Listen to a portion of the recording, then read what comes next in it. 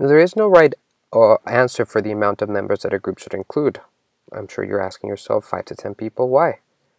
However, while reading through various resources, most of these resources coincided that 5 to 10 people is an ideal number to have for a focus group.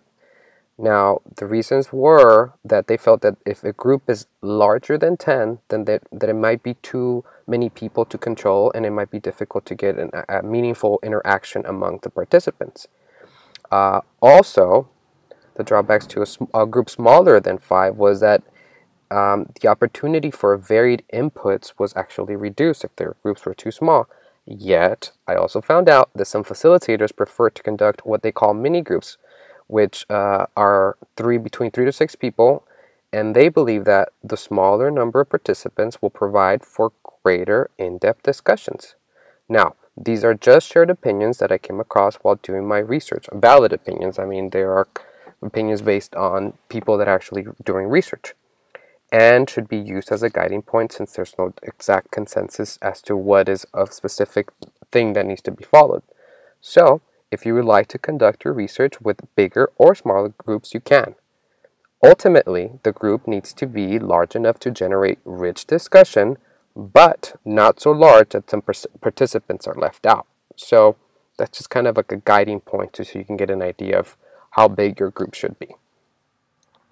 Now, this group of people is led through an open discussion by a skilled facilitator. Now, some of the qualities that a facilitator should possess are the following. Ask questions of the participants, and they make sure that everyone has time to fully share their thoughts.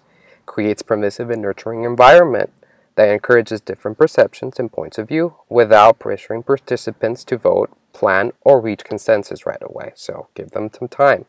Listen attentively with sensitivity as well as empathy. And not only is he listening with these qualities, he's able to do it and think at the same time. So the facilitator has to be a multitasker. This facilitator believes that all group participants have something to offer, no matter what their education, experience, or background. And the same facilitator has adequate knowledge of the topic. So that way, he can read the crowd. He also has to keep his personal views and ego out of the facilitation, because the facilitator is there to help the group relate and also give authority to it. So he's there to pretty much make sure that everybody's on task.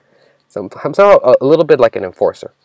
And they can appropriately manage challenging group dynamics. So if there's some conflict, he's able to go in there and intervene to make sure that we continue with the research. And he's able to use prepared script to welcome participants and remind them of the purpose of the group, and also set those ground rules so that they know what it is that is being expected of them and how they're going to be guided through this research. Lastly, this facilitator needs to possess the ability to gain information from nonverbal responses to supplement or even contradict. So, and very last thing. So I'm sure you're wondering, can a researcher be a facilitator? Well, they can, because this way, that same researcher who is going to be playing the facilitator or acting as a facilitator can interact directly with the responses, which allows for clarification or follow-up questions.